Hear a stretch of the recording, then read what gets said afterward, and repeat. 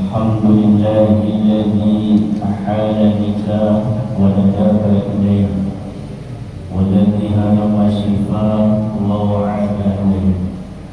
أشهد أن لا إله إلا الله وحده لا شريك له وأشهد أن محمدا عبده ورسوله لا نبي بعده.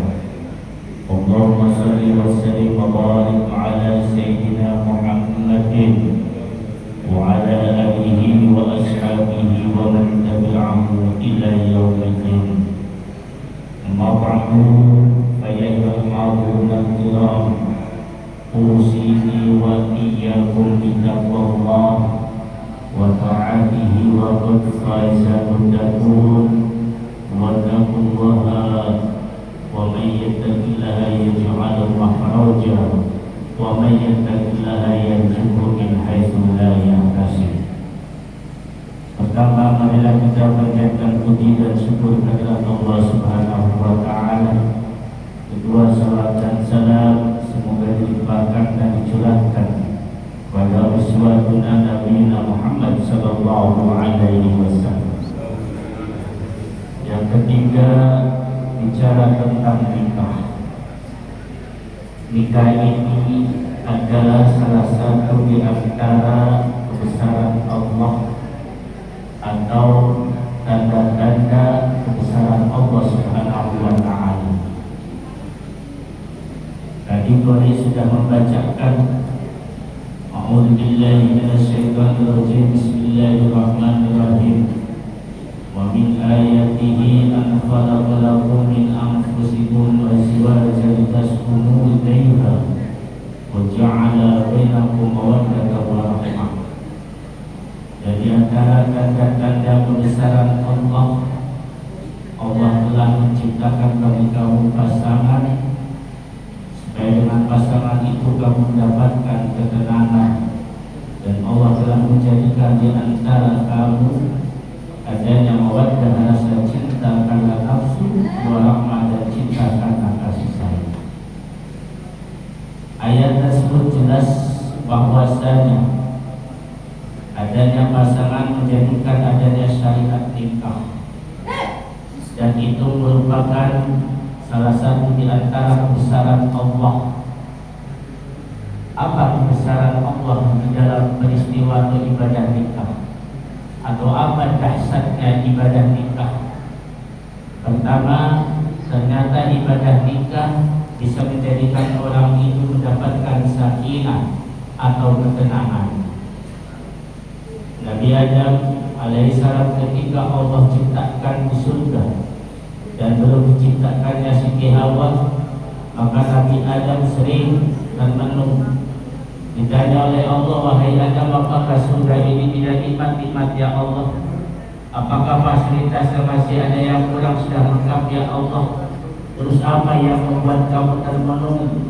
Ya Allah, saya belum mendapatkan ketenangan atau sakinah sebelum saya mendapatkan pendamping atau pasangan dari jenis saya sendiri, yaitu manusia. Maka ditimbulkanlah Nabi Adam, diambillah salah satu tulang rusuk dari Nabi Adam, diciptakanlah seorang makhluk yang sama jenisnya dari Nabi Adam, dari tulang rusuk Adam. Makhluk tersebut dinamakan dengan Siti Hawa. Maka dinikahkanlah keduanya. Setelah dinikahkan, maka Allah berfirman, ya Adam uskun anta wa zawjuka jannah. Wahai Adam, tinggallah engkau dengan sakinah beserta pasanganmu di surga ini. Artinya jelas bahwasanya kunci daripada sakinah, ketenangan, harus adanya pasangan. Inilah diantara kebesaran Allah. Yang kedua, dahsyatnya nikah. Nikah ini ternyata bisa berubah hukum. Yang tadinya haram jadi wajib, yang tadinya makruh atau mubah jadi sunnah, yang tadinya mubah jadi haram, yang tadinya mubah jadi wajib, yang tadinya sunnah jadi haram. Ini dahsyatnya ibadah nikah. Pertama, ibadah nikah merubah haram jadi wajib.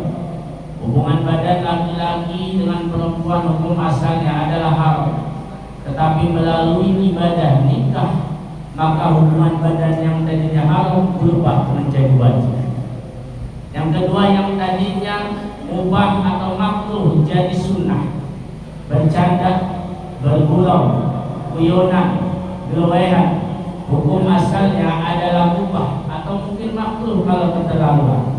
Tetapi ketika bercanda itu dilakukan oleh seorang suami terhadap istrinya, ketika bercanda itu dilakukan setelah nikah oleh seorang istri terhadap suaminya, maka hukum bercanda itu berubah menjadi sunnah karena itu dilakukan setelah akad nikah atau dalam proses ibadah nikah. Begitu juga yang tadinya mubah bisa berubah menjadi haram. Pergi ke pasar bagi seorang perempuan yang menjadi seorang istri yang kedudukannya seorang istri. Pergi ke pasar itu hukum asalnya adalah mubah. Tetapi ketika pergi ke pasar itu dilarang oleh suaminya, maka berubah hukumnya pergi ke pasar menjadi haram karena mematuhi perintah suami adalah wajib. Begitu juga yang mubah tak bisa menjadi wajib. Bikin kopi bagi seorang istri, bikin teh bagi seorang istri hukum asalnya adalah mubah, tetapi itu bisa berubah menjadi wajib ketika itu diperintahkan oleh suami dengan syarat suaminya sudah menyediakan kopi atau tehnya itu sendiri. Inilah dasarnya ibadah kita, bisa berubah hukum, dan inilah kebesaran di antaranya. Dan ingat, bagi seorang perempuan, bagi seorang istri bisa masuk surga tanpa hisab, salah satunya adalah dengan ibadah nikah. Nabi Muhammad SAW bersabda, Rasulullah SAW bersabda, qala Rasulullah, idza sholatil mar'atu khamsaha wa shamat sahraha wa hafidhat farjaha wa ata'at zawjaha ila laha udkhulil jannata min ayyi abwabin syi'ti. Apabila ada seorang istri yang menjaga salat 5 waktunya, cukup salat 5 waktunya saja yang dijaga. Menjaga puasa Ramadannya, cukup menjaga puasa Ramadannya saja yang dijaga. Menjaga kehormatannya dan taat kepada suaminya, maka di surga itu akan dikatakan bagi seorang perempuan tersebut, udkhulil jannata min ayyi abwabin syi'ti, silahkan masuk surga dari pintu manapun yang Anda mau. Artinya apa? Syarat seorang perempuan masuk surga tanpa hisab, salah satunya adalah syaratnya harus dengan nikah, salah satunya adalah taat kepada suami. Inilah kebesaran Allah di dalam ibadah nikah. Inilah dasarnya ibadah nikah. Maka ibadah nikah adalah ibadah yang menyempurnakan separuh agama. Kata Nabi, aqilu nisfa dinikum binikah, sempurnakanlah separuh agama kalian dengan menikah. Untuk itu, sebelum aku nikah atau ijab kabul, saya berpesan, saya berwasiat kepada Mas Yusuf Maulana, ikhlaskan dan luruskan niat di dalam hati kamu menikahi Mbak Asyifah Labibah, diniati karena Allah Subhanahu wa ta'ala. Sebagaimana firman Allah di dalam Al-Quran, a'udzubillahi minasyaitonirrajim, bismillahirrahmanirrahim, wa ma umiru illa liya'budullaha mukhlishina lahu-d-din, sadaqallahul azim, wa sadaqa rasuluhu Muhammadul karim, wa nahnu kulluna 'ala dzalika minasyahidin wasyakirin, wa aqulu qawli hadza fastaghfiruhu innahu huwal ghafurur rahim. Astaghfirullah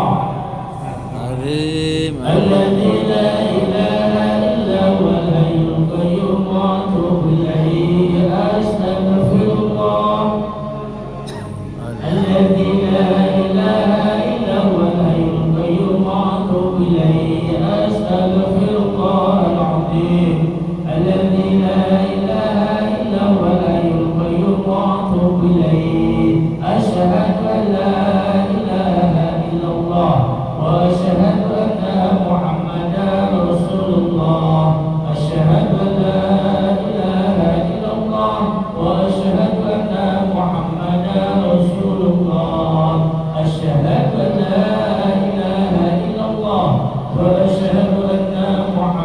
Adamu Rasul